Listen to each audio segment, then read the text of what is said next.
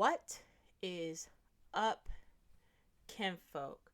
So, this is going to be a raw and uncut. I just don't feel like editing this, and I feel like it's going to be a very long video. But I came across this video by a dude named Destiny, and it's a debate with Angry Black Guy, I think is his name. I don't know.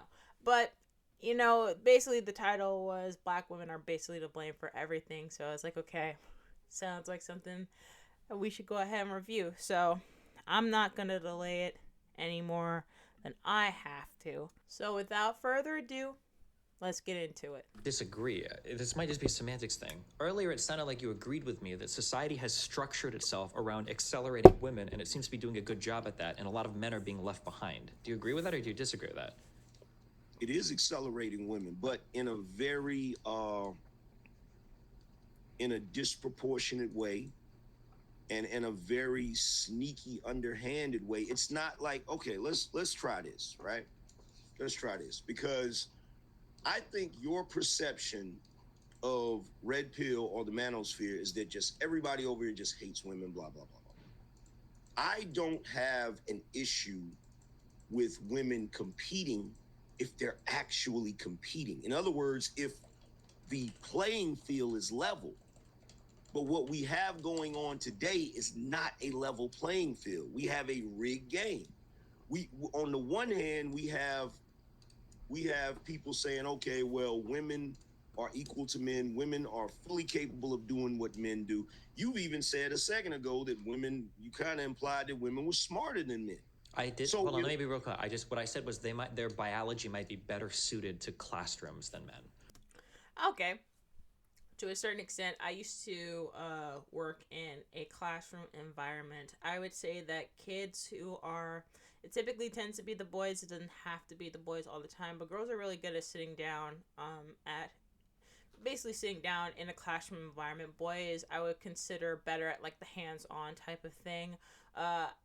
This ties into also my own personal perspective about people diagnosing kids with ADHD. I just think that's just a symptomology of being a child, and because younger boys typically tend to be a little bit more belligerent and more active and more, just rowdy, then they get diagnosed more than girls do. Girls can too, but that's just my whole personal perspective. In terms of the game being rigged, I would say yes. I mean, if we even look at colleges, college acceptances, it tends to favor in what's the action called? See, I said the raw and uncut, and I don't remember. But y'all know what it is. But it mostly benefits women, specifically white women. So, yeah, I would say that in some ways it's rigged. I think in some ways too, there's like the quota system where you have to have so many women versus so many men in a space. But I think personally, I like merit system better. If you have somebody who is more than capable of being in the job, regardless if they're man, woman, gay, whatever, it doesn't matter. If they are competent and capable for their job, they should be the ones at the top. Anybody who complains about the fact that race or, like sex has anything to do with it, I think that everything should be based off of merit. If you're good at what you do, it should speak for itself. Now, I'll be honest, some employers might look at you a certain way because you are black or you are a woman. I don't necessarily agree with that. And we could all say, yeah, but we have laws against discrimination. I mean, it still happens. It still happens. So to say that, I think that's disingenuous. People do still hire based on if they perceive someone as African American, if they perceive that someone is white, if they're a woman, if they're a man. There is still that. Now, to prove that is the hardest part. But I think it still happens, and I think merit is the way that I would push for society to go. But he's not wrong. I think in a lot of ways things are rigged towards women to give them a step up, and it's not completely equal playing field. I think at one point it was, but I think we've taken things a little bit too far. All right, let's roll it. It's better suited to following.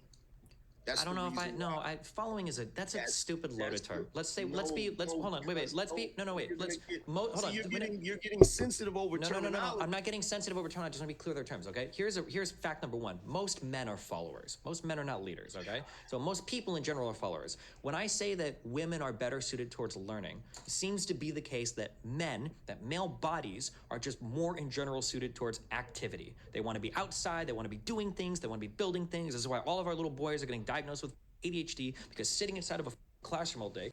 Hey, shout out to Destiny for mentioning my point. I really think that a lot of kids who are diagnosed with ADHD, it's just a symptomology of being a child. And that's something that they're so you definitely want to teach them that there are certain realms where that is acceptable and there's certain realms where that's not. But I think drugging children up is not the way to go. And I think yeah, it's not the way to go personally. But hey, shout out to Destiny for mentioning my point. Let's go.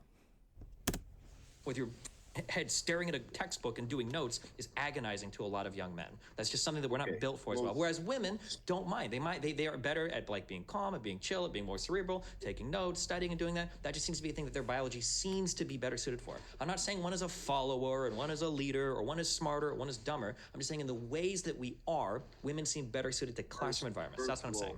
First of all, we can't look. I'm not a leftist, so I'm not ultra sensitive when it comes to terminology.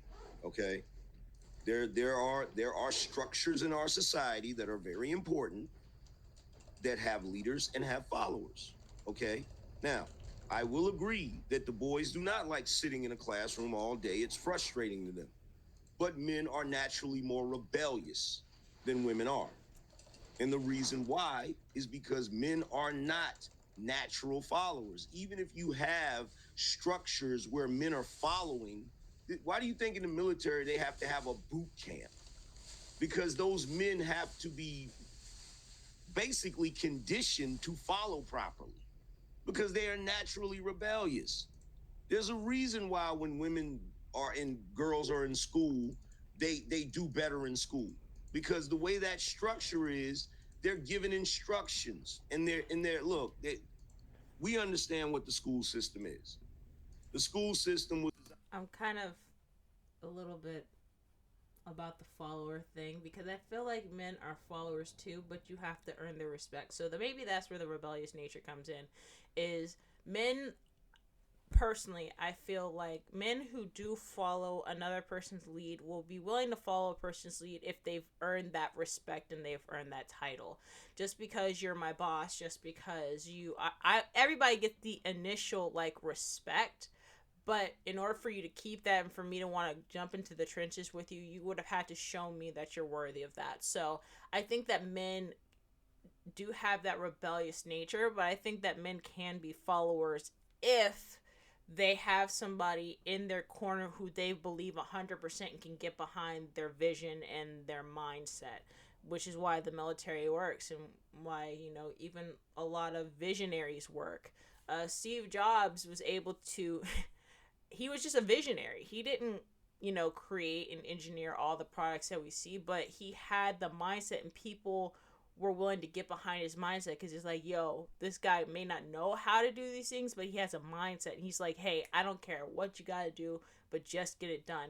And it pissed off a lot of people too. I ain't gonna lie. A lot of people didn't really like Steve Jobs, but yeah, if a guy has a vision and if he's very like, worthy of respect, I feel like men will fall in line and get with it. But I feel like that's human nature in general anyway. But anyway, let's roll it.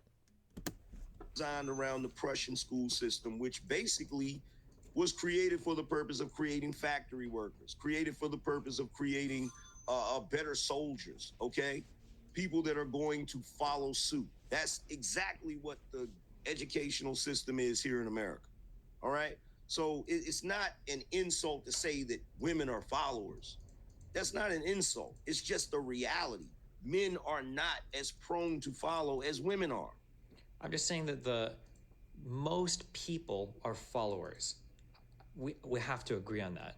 In a, Work only works if you have one manager and many employees. The army only works if you've got one general and many soldiers. A country only works if you've got one president and many constituents. Most people are followers. Society only works. That's why there's the whole phrase, too many chiefs and not enough Indians. You have to have followers in society, right? So, that's true. And then even when we look at classrooms where we're saying like, oh, like women are better to following, and that's why they do better in classrooms. Who's teaching? Who's leading the classrooms? It's women. Isn't it like 95% of teachers are women? Like now. But here's the thing. You just said something that gave validity to my point. Where do you think the term "there's too many chiefs and not enough Indians" comes from? The reason you have that term is because every time you have a group of men following another man, there's always a subset of men that's trying to overthrow that man. So no, they're not naturally followers. Men will follow until they're in a position to take over. I'll say that's a fair point. I say that's a fair point. Either they're in a position to take over, or once again, they see something wrong with the leadership.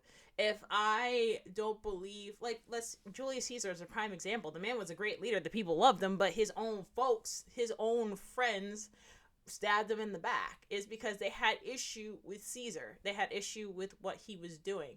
In a lot of ways, like, I don't think that, in some ways, people who are loyal to, once again, I think when it comes down to men, this is my own personal perspective, it's all about respect.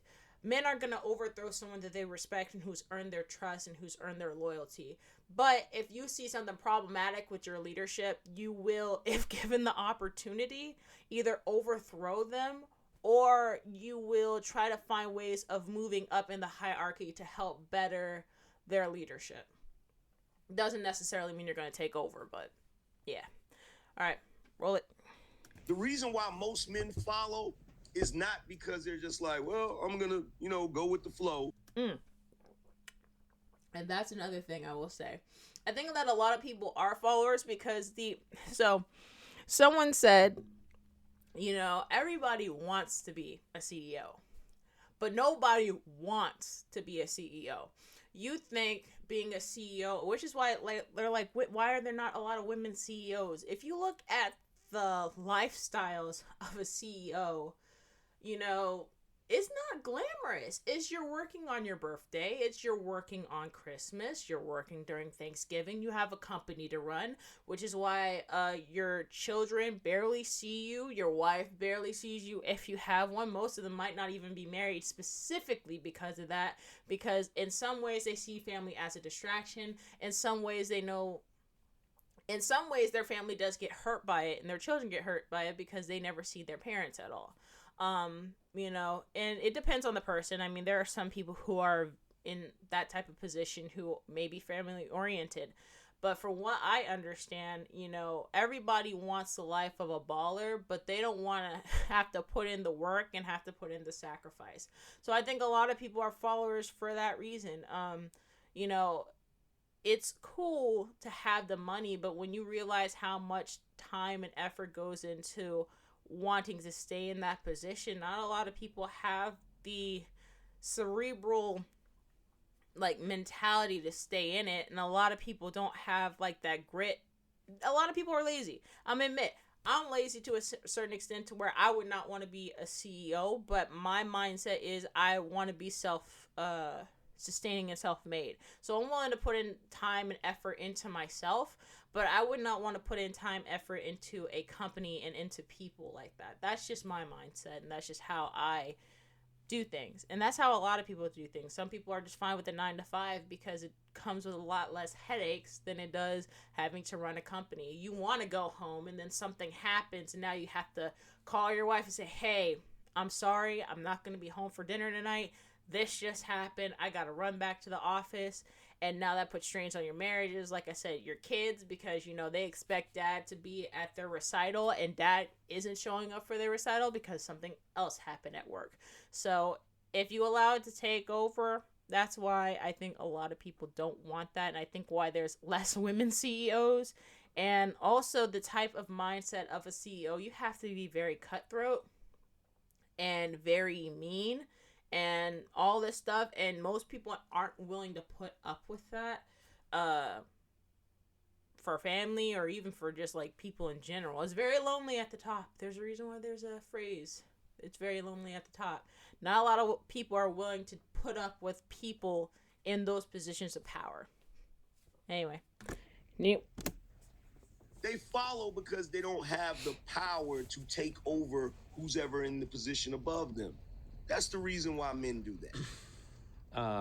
I don't know. I don't know where to move from here. I've had a lot of experience managing a lot of people across a diverse amount of, whether it's video games, whether it's business, whether it's organizing podcasts, whether it's just watching people in society. Like, most people gravitate towards following. Most men don't want the responsibility of being in charge of other people. Most men don't want the responsibility of taking on the negatives of an outcome of a decision that involves other people. That's just, being in a leadership role is really difficult. No, but they want the glory. Yeah, but that's not being a leader. That doesn't count. Everybody wants to. That doesn't count. But no, that's where that comes from. In order for you to get the accolades, the glory, to get the ego boost, every dude, even if they admit it or not, has had a desire to be that guy, to be the head guy. Sure, that's okay. Everybody can have a desire. That's fine. If you want to say something like men have a desire to be leaders, that's fine. I would agree with you there. But men are not naturally leaders. Leadership is a skill that's crafted over time. Most people are not suited for it, and just wanting the glory of being a leader does not make you somebody that is a leader. So you're talking about you okay? So we're getting into, look. Here's the thing. I'm not saying that every man that spawns has the ability to be freaking Julius Caesar. That's not what I'm saying. That's not even what I'm saying, but all right.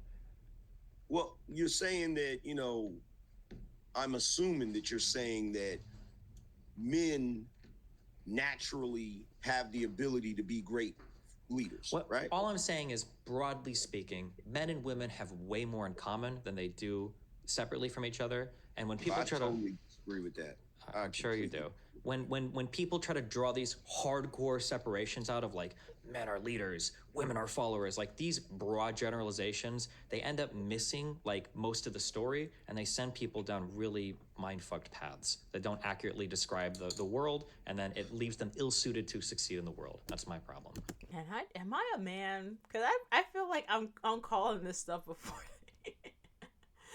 I feel like I'm calling this stuff like, shoot, they mentioned Julius Caesar. Holy crap. Yeah. Shoot. I don't think everybody's cut out for the top. Which is why there's so few people at the top. Similarly, when it comes to all these people, and this is where I disagree with women. I'm going on a little bit of a random detour here. When they say like the top 10% of, I think it's 10%? 1%? Whatever. Make over 100K. It's a very small, minute amount. I get frustrated with women because there are some men who think that they're unsuccessful if they're not making that amount of money.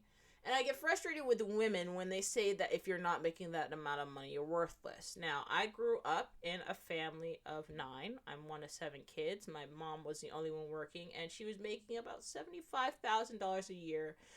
We had a mortgage. We had a house. We had cars.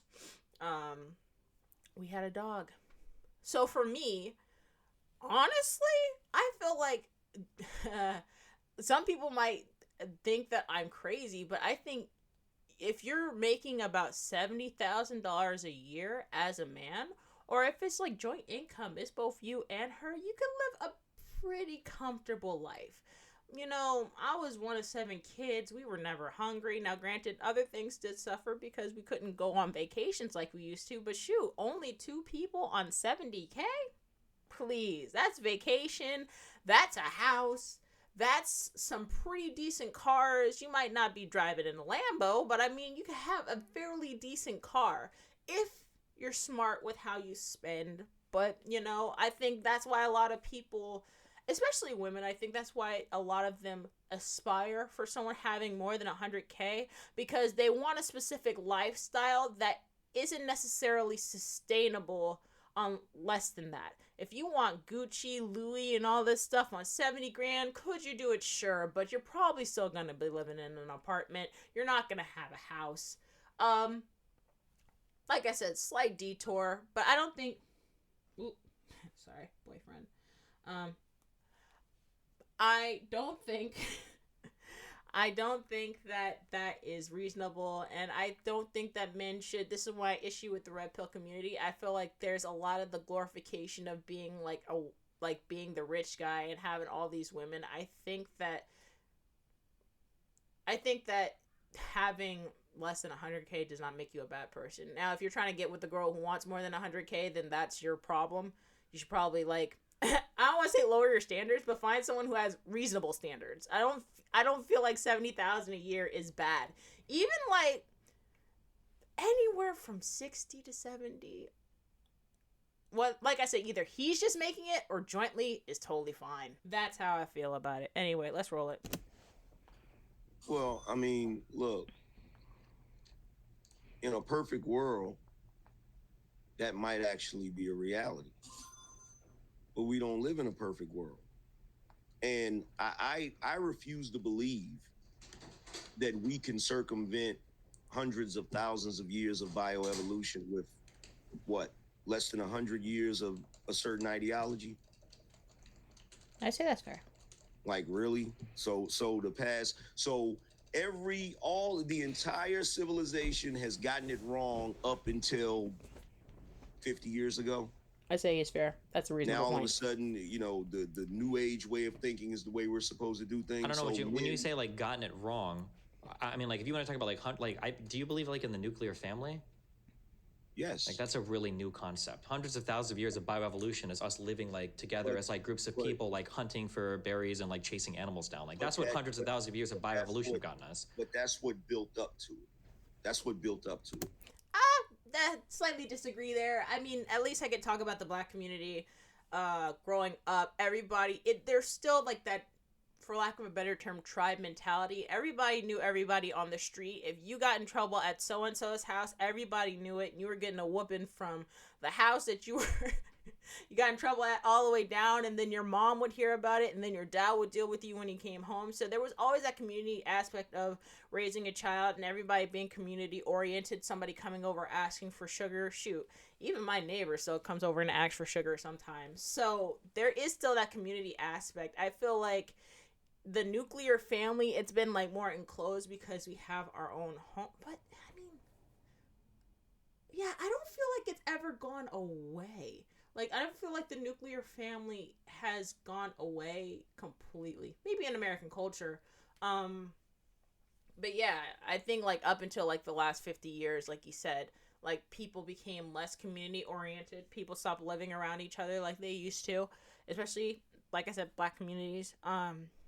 And yeah, I don't see the nuclear family as being brand new. Maybe new in the sense of like now we're no longer community oriented, like I said. Yeah, I think so. Okay, yeah. Anyway, roll it. Okay, well then fine. Then I could just use your same argument and say, well, that's building up to this then. I don't That's think a this good is helping point. though. But the problem with that is you can't really come from that position because the way we are starting to do things now is totally the freaking opposite. And are we getting the results that we got with the previous things? Well, Are we getting good results now? Because with respect to what? As far as the interaction between men and women, the way I see it when I look around at the interaction between men and women, there's something terribly wrong going on right now. Well, and with for one, they've done studies that have proven not only women but people in general are the most unhappy that they've ever been in the history of the world. Specifically women. They've done numerous studies on this. So if this new age way of us doing things, this new progressive way, because I'm a if it ain't broke, don't fix it type of guy. If this new age way of doing things is so freaking awesome, then why is everybody so miserable? Why do the men have such a high depression rate, a high deletion rate? Why are the women going to bed with a glass of wine? Why is everybody so unhappy? When we have more, we live better today than we've ever lived in the history of the world, as far as, you know, our homes, as far as our the food that we can get. Oh, I saw it in the chat. Someone mentioned social media. I was about to say ignorant is bliss. I feel like our parents' generation, they could be content with just being, you know, a factory worker or something like that, because that's what everybody did, and that's all you knew in your small town. You knew about stuff like Hollywood and stuff like that, but, you know, unless you were actually trying to be an actor or actress, that was totally different. Now there's like a whole new world of opportunities. We live in such a wonderful time because you can practically make money doing anything. But I think that social media, you know, and the invention of the internet, it's made what used to be just your mindset of just being like your small hometown or just the people that you're around to being a global thing.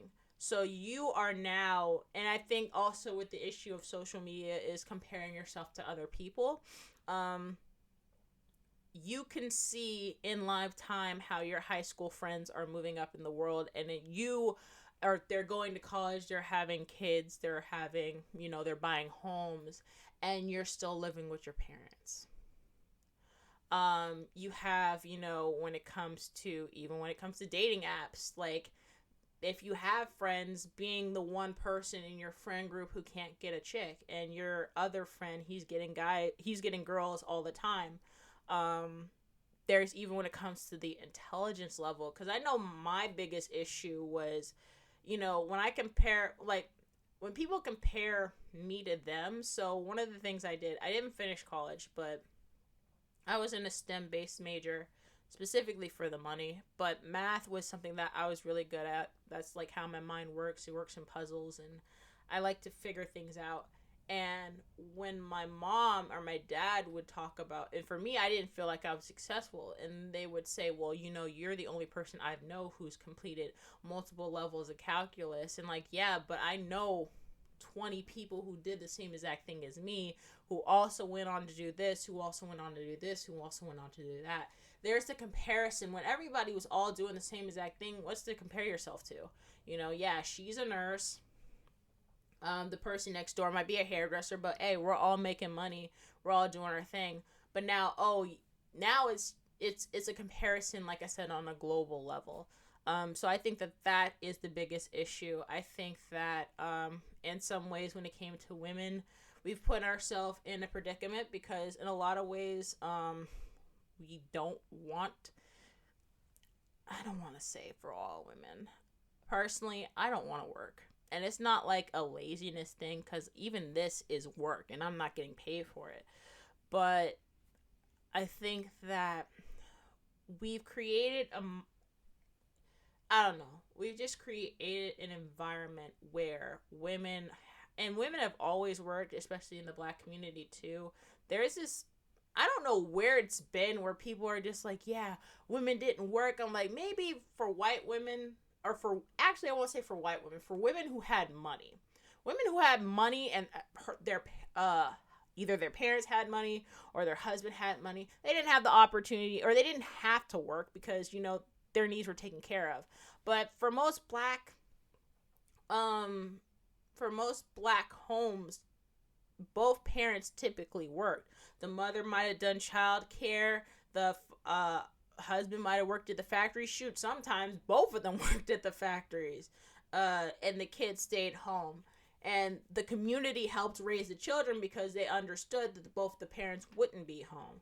Um, so, yeah, I think it's just, I think we're unhappy because we have so much at our fingertips, and seeing how other people are being successful at certain things rather than the old school way of thinking. And also because the how college is more praised as a way of moving up in the world, and most men aren't graduating from college like they used to. I think there's that aspect as well. There's a ton of factors, you can't really pinpoint on anything, but I think social media is definitely one. The amount of men not going to college is one. I think men should start getting trades. I think everybody should start getting trades, but whatever. Yeah, I'm ranting today. Let's just roll it. And everything else, our quality of life is way better than it was in the 1920s or the 1950s, but we're the most unhappy. What's the reason for that? Okay. I think these are all really good questions. But I just want you to think of like what you're saying. People are unhappy. We live better than we've ever lived before, but we're still miserable. Why is everybody so miserable? Our quality of life is better, but we're still miserable. Why are we so unhappy? We are the most unhappy we've ever been, okay? The framing on all of this is that it seems like all of us have problems right now. It's not just a man versus woman thing. It's not just something happening on the male side or the female side. It seems like there is something that is pushing people in a miserable direction. Now, I have my thoughts and ideas on that. I think a lot of it has to do with the internet and especially cell phones. And I think the way that we engage with all of that stuff is destroying our minds. We're putting screens in front of people at like 3 years old and like ADHDing the out of them before they've even stepped foot inside of a classroom. I think that we are like watching more content, like scrolling our phones constantly, that's like destroying our brain's ability to get like happiness and enjoyment out of like normal things in life. I think that we have a really hard time seeing people in real life because we're replacing all of our real life connections with online Discord group chats and everything. I think that these are all like really good things to talk about and understand. But when all of this gets shoehorned into like, well, the reason why we're so miserable is because we've stepped away from like traditional like boy-girl relationships or whatever. I feel like now instead of talking about all of that other stuff that I think is having a negative impact on all of us, we get hyper fixated on some really silly man versus woman gender dynamic when there are issues that are facing every single person in society today that's making all of us fucking miserable. That's my issue, I guess. Well, I don't disagree with any of that, but I'll add one caveat. It's not that it's just about the gender roles, but that is part of it. That's fair. That's part of it. We can look. I can sit here all day and we can talk about the negative impact of social media, the negative impact of putting a freaking screen in a 2-year-old's face, the negative impact of every new age thing that we have that has given us information overload. We can talk about that all day, but we can't ignore the fact that when you start playing with the gender roles in any society, and this has been studied over and over, this is not the first time we've had a society or a civilization where we began to play with the gender roles and it wreaked havoc. It caused problems with us because that is something that is part of us, regardless. In fact, you even did it yesterday. You even did it yesterday when we were having that discussion. The Romans, the Greeks, they all started to get a little bit crazy, and you know what happened to them. So yeah, there's some truth to that. That was heightened discussion, but towards the end of that discussion, you said, well, who's going to watch the kid if he's out working? And you said a woman. Now, why would you say a woman unless you still have gender roles burned into your brain? Okay, I'm not here to say that all gender roles should be abolished, right? So in the beginning part of this conversation, I made the argument that there are differences between men and women that leave them suited towards other things, right? That's why I said that women seem to be excelling in classroom environments. I think yesterday you asked me the question: if every man were to disappear from the planet, things would fall apart. If every woman were to disappear from the planet, things would carry on as normal, which isn't true. But like, well, no, I didn't. Or maybe not carry on as normal, but society would still function or something, right? Let me correct that. No, okay, what I said, and look, this is what I said. I said, if women took a day off, not if they disappeared. I don't want to live in a world with no women. So let's just go ahead and get that clear. If they took a day off from their jobs, and the reason why I say that is because women tend to stay away from a lot of the heavy lifting jobs. A lot of the jobs that are, I mean, sure, you'll find a woman that's an airline pilot. You'll find a woman that wants to do construction, but that is few and far between.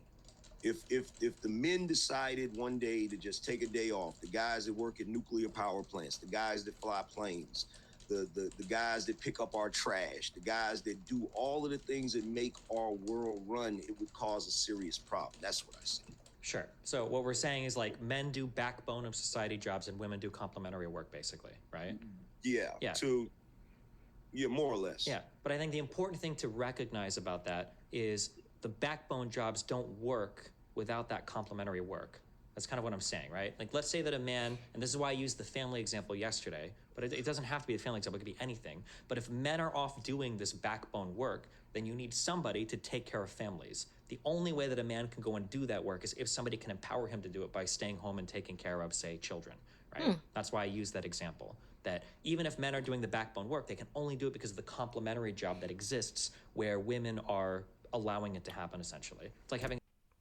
I can't really. I'm even trying to play devil's advocate here and give an industry job that I think if women all took a day off from, I think like the medical industry. I mean that's huge, but would the world stop running?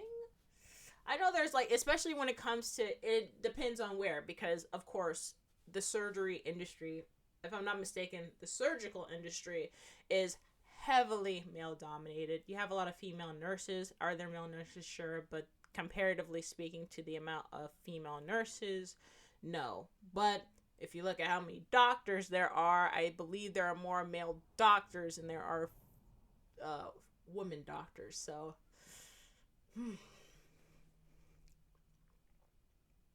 I can't really think of one. Put down in the comment section if you.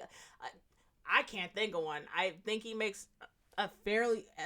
I think he makes a valid point. Maybe because I just can't come up with any industry that isn't male dominated. That, like I said, if all the dudes took off 100%, like the plumbing industry, when it comes to a lot of backbreaking work like construction, running some of the nuclear power plants, coal mining, all this stuff. Now, there are places where women are involved, but like he said, that's few and far between compared to the numbers of men in those industries. So, I got nothing. I got nothing. I think I'm going to end it here just because my camera only allows me to shoot up to 20 minutes per clip. So I'm not going to edit this much. I'm just going to put it all together towards the end. But let me know what you guys' thoughts are. They haven't even gotten to the black woman part of the debate. So that's what I'm mostly interested in. So far, I think both sides have made a lot of valid points. I can't give it to either one at this point. I mean, I'm only 29 minutes in. I don't think I'm going to do the full review of a full 2-hour review of it. We'll see how it goes, though. If you guys want me to keep rolling it, I'll keep rolling it. But this is where I'm going to cut it off, kinfolk. I hope you enjoyed it. If you've got this far into the video, go ahead and please like it down below. Let me know what your thoughts are on the video in the comment section below. As well as subscribe for the next one. It's going to be a good one. As always, I love you, and I will see you in the next one. Peace.